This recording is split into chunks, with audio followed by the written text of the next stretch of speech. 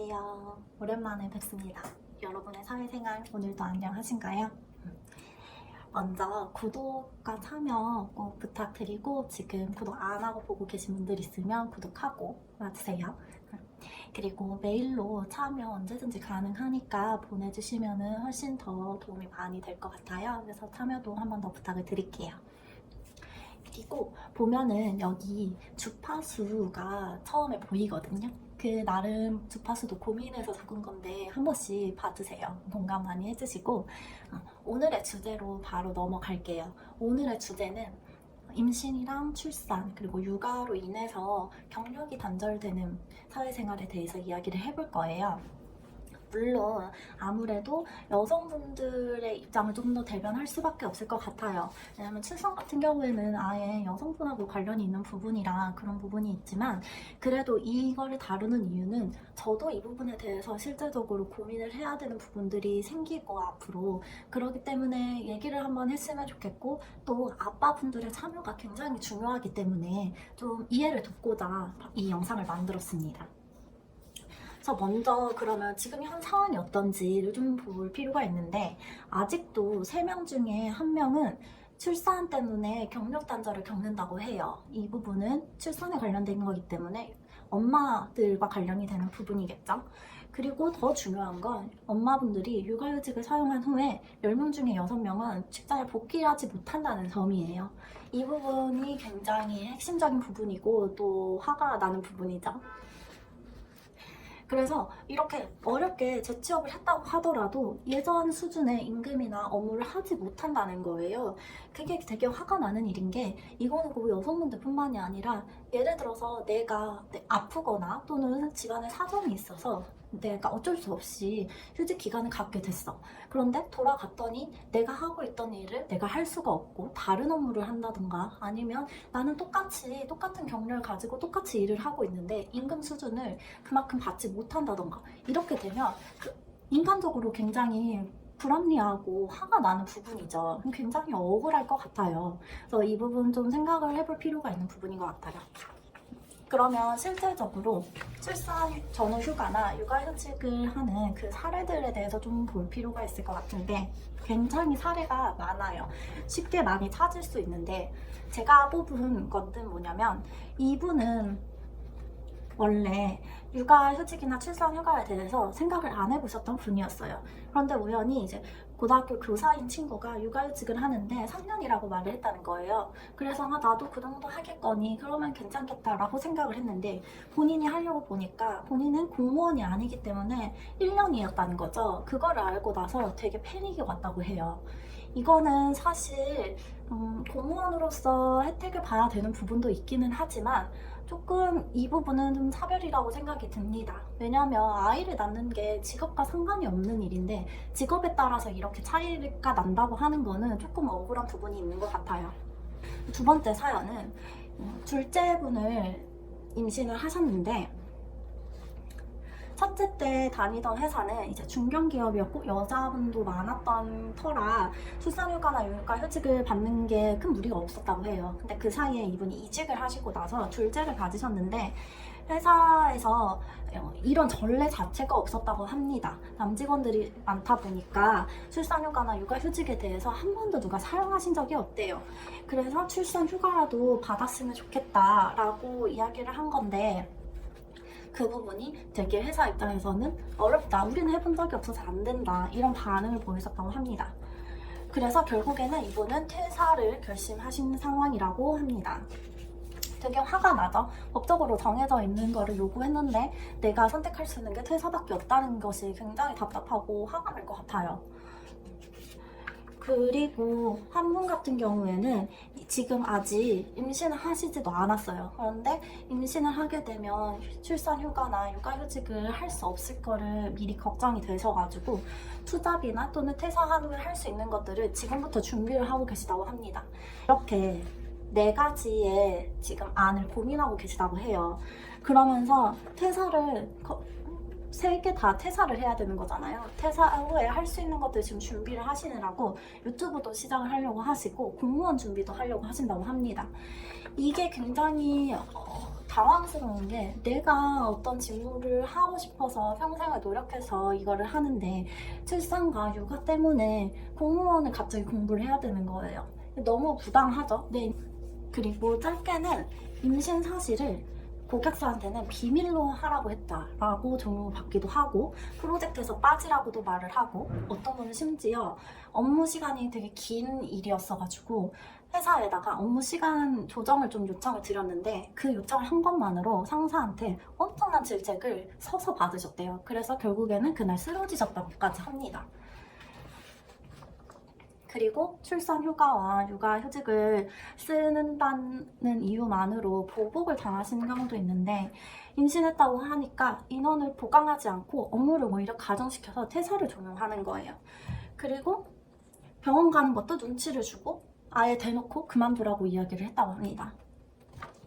그리고 육아에 관련돼서도 육아 휴직 중에 회사가 매각이 되었대요. 그랬더니 육아휴직을 중단을 하고 출근을 하라고 회사에서 요구를 했다고 합니다. 굉장히 화가 나죠. 그만두라는 소리나 마찬가지죠, 이거는.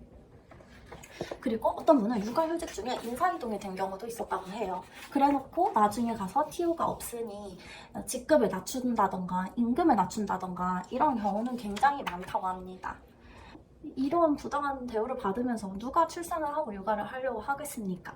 자기 인생을 버리면서 아이를 낳아야 되나 라는 생각이 당연히 들 수밖에 없어요. 이런 판례도 있었다고 해요. 그 실제로 이런 일들이 되게 많다는 거겠죠? 대표적인 사례로 볼 수 있습니다.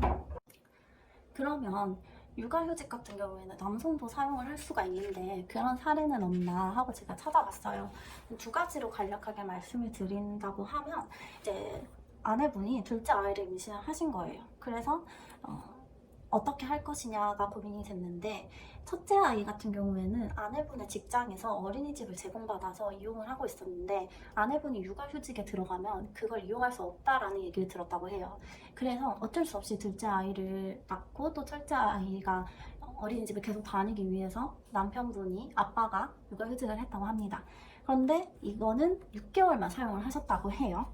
그리고 실제로 지금 육아휴직 중이신 분인데 이분 스스로도 이런 말씀을 하셨어요. 되게 필연적으로 아내는 육아휴직을 썼다. 근데 나는 그때까지만 해도 육아휴직에 대해서 생각을 해본 적이 없다라고 말씀을 하셨어요. 그런데 이제 도우미한테 아이를 맡기기가 너무 어렵다 보니까 어쩔 수 없이 본인이 육아휴직을 지금 하고 계시다고 해요. 그런데 지금 한 3달 정도 되신 것 같은데 아이랑 같이 있는 시간은 좋은데 미래에 대해서 너무 불안하다는 거예요. 아직 육아휴직을 쓴 지 3개월밖에 되지 않았는데 미래에 어떻게 해야 되나, 부업을 해야 되나 그런 막연한 걱정이 든다고 합니다. 이런 남성분들 아빠의 육아휴직 사례를 보면 특징이 뭐냐면 기간이 짧아요. 여성분들, 엄마들은 육아휴직을 1년이면 1년을 다 쓰는 경우가 굉장히 많은데 오히려 쪼개서 쓰는 경우가 훨씬 더 드물어요. 그런데 남성분들 같은 경우에는 6개월 정도 쓰시고 복직을 하시는 편이더라고요. 그리고 말씀하셨다시피 육아휴직에 대해서 생각 자체를 안 해보시는 경우가 굉장히 많아요. 저는 사실 출산 같은 경우에는 여성이 할 수밖에 없으니까 엄마가 할 수밖에 없으니까 책임을 다한다고 하지만 오히려 출산을 엄마한테 다 맡겼다고 하면 육아 같은 경우에는 아빠가 더 많이 책임을 지거나 부담을 가져야 된다고 생각을 하거든요. 근데 육아휴직 자체도 남성분들은 아예 고려를 하지 않는다는 굉장히 큰 문제점이 발견이 됩니다. 그리고 출산이나 육아휴직 같은 경우에는 법적으로 보장받는 권리예요. 그런데 이게 이런 식으로 해서 마음대로 된다 안 된다를 정할 수 있는 게 아닌데 되게 뻔뻔한 것 같아요. 그리고 태아 검진하는 그 시간도 원래는 보장을 받아야 되는 거라고 합니다. 회사도 대체 인력에 대해서 지원금을 충분히 받을 수 있어요. 조금만 조건을 맞추시면 지원이 가능하다고 합니다.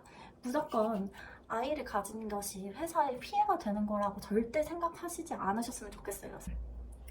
그러면 이렇게 안 좋은 사례들만 있는데 좀 개선 사항이 될 만한 사례나 이런 것들이 좀 있지 않을까 싶어서 찾아봤는데 우선은 2020년에 정책이 좀 바뀐 부분들이 있어요. 출산에 관련해가지고는 전후 휴가 급여로 원래 180만 원이었는데 200만 원으로 인상이 된다고 합니다.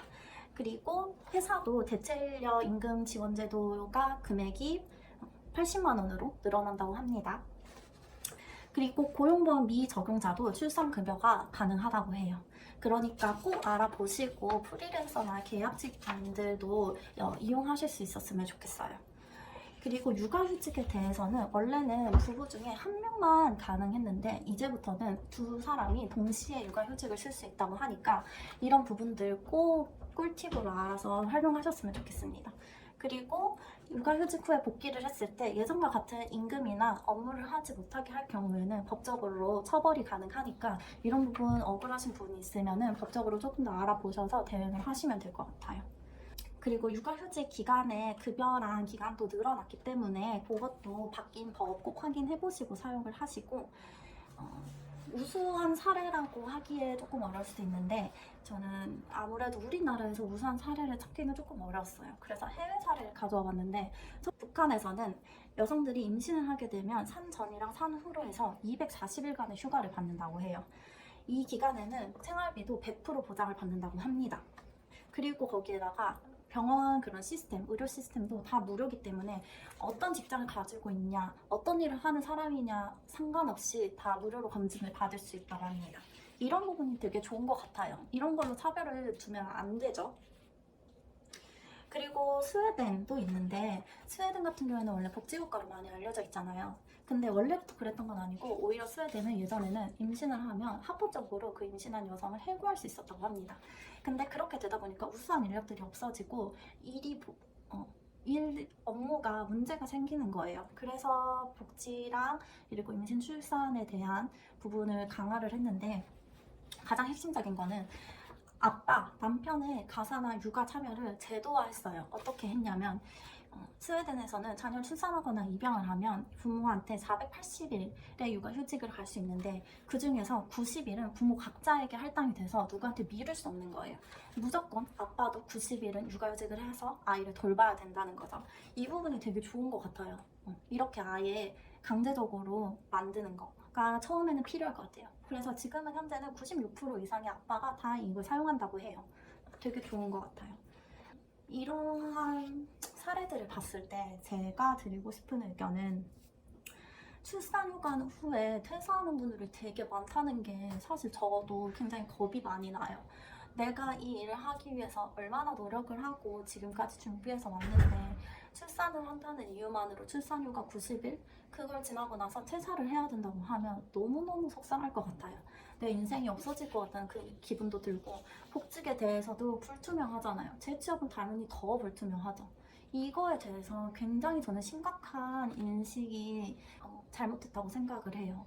되게 무서운 일인데 이 부분에 대해서 여성들이 혼자 고민하고 엄마 혼자의 몫으로 아직도 이거를 남겨놓는다는 게 너무너무너무너무 화가 나고 남편분들은 함부로 아내분한테 임신과 출산에 대해서 강요하실 수 없어요. 본인이 책임을 지고 육아를 할 마음이 있지 않고 육아휴직이나 이런 거에 대해서 본인이 책임감을 가지고 있지 않는 한은 함부로 말해서는 안 될 부분인 것 같아요. 물론 아이를 낳는 게 굉장히 중요하죠. 자식을 갖는다는 게 굉장히 큰 기쁨일 수도 있고 엄마들도 그걸 원하시는 분들도 많을 거예요. 그렇지만 그것과는 이건 별개의 문제라고 생각을 합니다. 나도 한 사람의 사람으로서 보장받아야 되는 부분들 그리고 내 인생이 있는데 그거를 너무너무 당연하듯이 포기하라고 말하신 거랑 똑같아요. 꼭 개선이 되었으면 좋겠고 찾아보다 보니까 지자체별로 우수 사례를 해서 상을 주는데 이렇게 상을 준다는 것 자체가 이런 애들이 별로 없다는 거죠. 우수 사례가 별로 없다는 거예요. 그리고 보통 기업에게 뭉뚱그려서 주는 거지 특별하게 사례가 있어서 누군가에게 주는 게 아닙니다. 그래서 무엇보다 이런 문화나 인식 개선이 좀 필요할 것 같은데 회사 경영진 같은 경우에도 본인도 출산과 육아를 통해서 자라온 사람이에요. 갑자기 하늘에서 뚝 떨어져 내려온 사람이 아니라는 거죠. 그래서 이렇게 법적으로도 규제가 되어 있는 거를 지키지 않는다는 거는 본인을 부정하는 일이라고도 저는 생각을 해요. 이 굉장히 심각한 일이고 사람을 부정하는 일이 있고서는 사람이 있을 수 없죠. 그래서 그런 부분에 대해서 큰 책임감을 느끼셨으면 좋겠습니다. 이런 부분에 대해서 조금 더 알고 싶으신 분은 제가 링크를 남겨놓을 테니까 고용노동부의 여성 관련된 부분이에요. 그래서 찾아보시고 들어가서 한 번씩 읽어보시면 될 것 같아요. 부터 제가 좀 다음에 할 만한 사례들이나 주제들을 좀 안내를 드릴 거니까 요거랑 관련돼서 하실 말이 있으면 조금 더 빨리 사연에 참여를 해주시고 뭐 다른 사연들도 참여 언제든지 해주시면 되니까 그거 꼭 참고하셔가지고 구독 그리고 참여까지 부탁드리겠습니다. 그러면 오늘 영상은 여기에서 마칠게요. 감사합니다. 다음 퇴근길에 또 만나요.